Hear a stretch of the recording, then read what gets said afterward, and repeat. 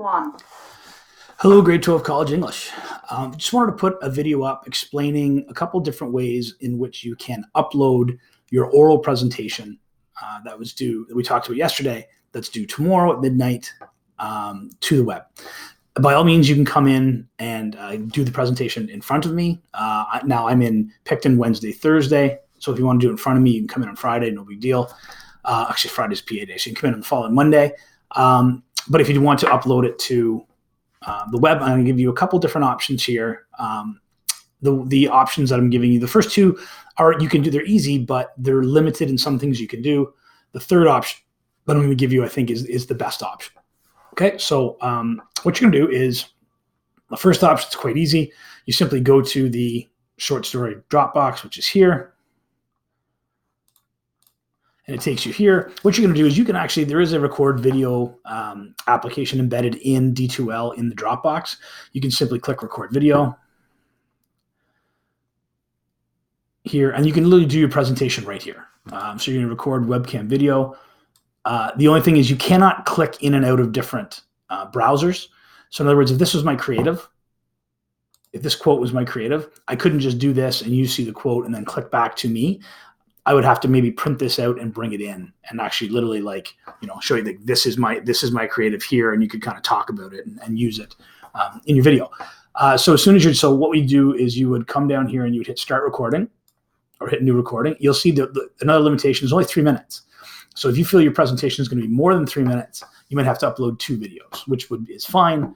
3 minutes is good enough to cover those pieces and do a creative if you're succinct, if you can kind of do it in a nice concise format. But if you need more time, like me, I talk a lot, so I might need 2. So I just hit new recording, and you'll see that it's recording.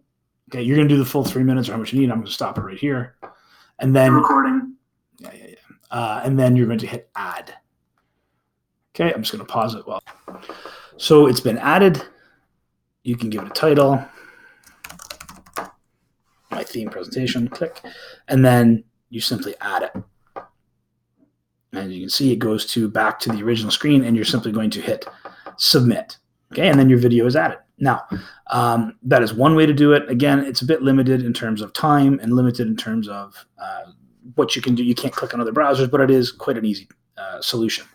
Now, if I didn't want to do that, or if I didn't like my video, I can just simply cancel it and then don't submit. And then it would take you back to the homepage, or not the homepage, but the Dropbox. Another option is to upload it add a file directly from your computer or from your Google Drive. So this is where you're going to choose this add a file. So you're going to choose add a file. And, if you take a video on your iPhone or video camera and you upload it to your computer, you choose your computer. Or if it's Google Drive, you choose Google Drive. You're going to choose the location where the file is coming from. So on my computer, and then you have to find the file. So I'm just going to upload any kind of file and find a quick one here. So we don't want to watch it. You can just literally just drag it over and you can upload it. So it's uploading. Now, the only caveat here is you can only upload a file of 100 megabytes. So again, you can do it this way, but it is limited. If you have a high-powered camera, your video is probably more than 100 megabytes. If you can downsave it. Make sure you downsave it below 100 megabytes if you know how to do that.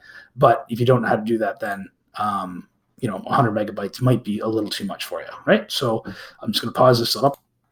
Okay, so if it uploaded, you'd simply hit add and then submit it in the exact same way. So again, somewhat limited, 100 megabytes. And again, that won't allow you to flip back and forth between browsers, but browser tabs. But if you would have done that on your iPhone, etc., anywhere. So if you don't have a computer with a webcam, or you don't have access to a webcam in any way, that might be a good way for you to do it, either just on a phone or on a video camera. The third way is using Screencastify, and that's exactly the software that I'm using right now to record this video. It gives you the opportunity to show yourself, show your browser, as well as click into different browser tabs. It basically records everything that's on your screen at the same time. So in order to get Screencastify, you need to be logged into your Google your Google account from Loyola. So your Loyola Learning Google account. So that's here. And what I would do is I would go to the Chrome Web Store. And I would then search for Screencastify.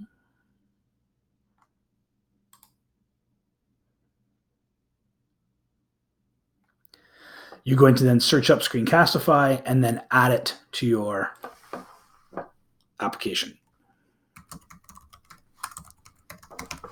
Screencastify. I've already have it, so you would see add to Chrome. You would click that. Another button would come up and say add to extension. You're going to do that. And what that does is that gives you, similar to how you install Google Read and Write, it'll give you this here, this icon right here. So what you would do is you would, when that's all installed, you would click on this icon, you would enable the microphone, enable the webcam, if that's what you want, and then you would just go ahead and start to record.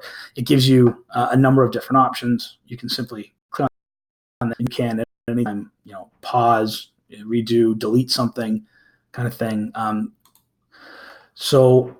You can click. So if I was doing my presentation, I could actually click into another browser and then explain this quote. This quote talks about hatred breeding ignorance and fear. And if I felt my theme was hatred, this would be a good quote that I could use to kind of reinforce how the theme of the story happens in the outside world. You can actually click on this, and this becomes your creative. So when I'm done my video, okay, and down here there's a number of different applications you can use. You can use a pen, and you can write, you can underline, or cross things out. There's an eraser. You can always go and erase things as well. You can pause your video. It lets you know how much time you have. Screencastify is limited to 10 minutes. I don't want to see a 10-minute presentation. That's way too long. Like I said, 3 or 4 minutes is totally fine. When you're done, you can always choose to show the webcam as well. So you can pop yourself up at any time and then get rid of yourself as well. So it's really effective for this kind of presentation. We are doing 3 oral presentations through the course of the year. So, it would be good to, a good technique and a good application to use. So what I'm going to do is I'm going to stop right now, and I'm going to put up another video explaining what to do after you have the video and showing you where it occurs. So I can just stop the video. You can pause.